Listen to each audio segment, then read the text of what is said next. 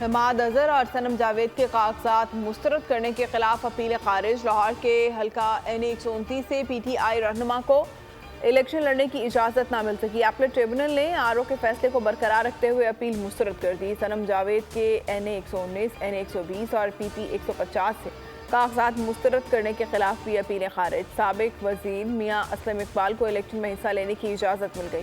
پی پی 171 میں ریٹرننگ افسر کا فیصلہ کالعدم قرار۔ علی محمد خان کے کاغذات نامزدگی مسترد ہونے کے خلاف اپیل۔ پشاور میں الیکشن ٹریبونل نے علی محمد خان کی اپیل منظور کر لی۔ پی ٹی آئی کے رہنما کے کاغذات درست قرار دے دیے۔ این 30 سے شرافت خان کے کاغذات منظور، پی کے 76 سے مسترد، این 34 میں صاحبزادہ بنیامین کے کاغذات نامزدگی منظور۔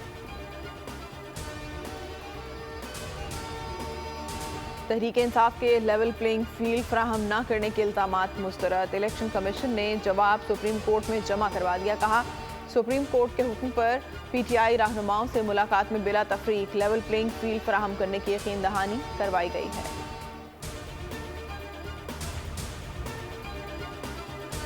عوامی نیشنل پارٹی کا بروقت انتخابات کا مطالبہ۔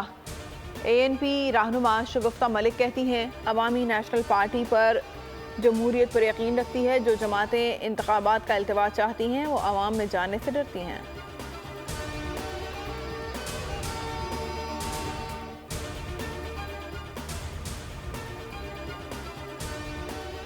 ریاست مخالف پراپیگنڈا ایک بار پھر بے نقاب۔ سانحہ 9 مئی میں ملوث شرپسند عناصر کی ویڈیو وائرل۔ نقاب پوش تقریب کار نے متعدد گاڑیوں کی توڑ پھوڑ کی، لیکن مخصوص سیاسی جماعت سے جڑے اکاؤنٹس نے جھوٹا الزام ریاستی اداروں پر عائد کیا۔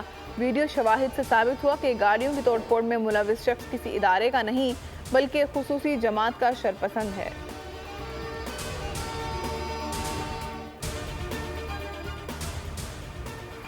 ملک میں مرغی کے گوشت کی قیمتوں میں پھر اضافہ۔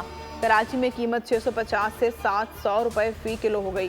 لاہور میں بھی ریٹس ہائی، 602 روپے فی کلو میں فروخت جاری۔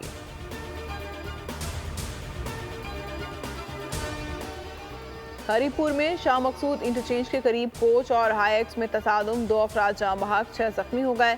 حادثہ دھند کے باعث پیش آیا۔ کوچ مانسہرہ سے لاہور جا رہی تھی۔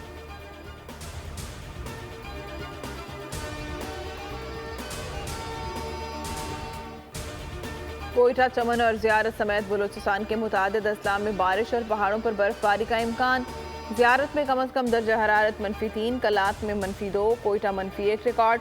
پنجاب، سندھ اور خیبر پختونخوا کے میدانی علاقوں میں شدید دھند، حد نگاہ انتہائی کم، معمولات زندگی متاثر۔ سرگودا میں 13 سالہ نوعمر 4 روز سے لاپتہ۔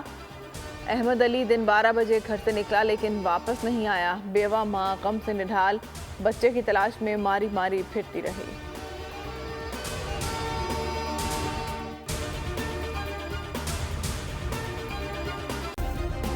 سبسکرائب کریں اور بیل دبائیں تاکہ کوئی خبر رہ نہ جائے۔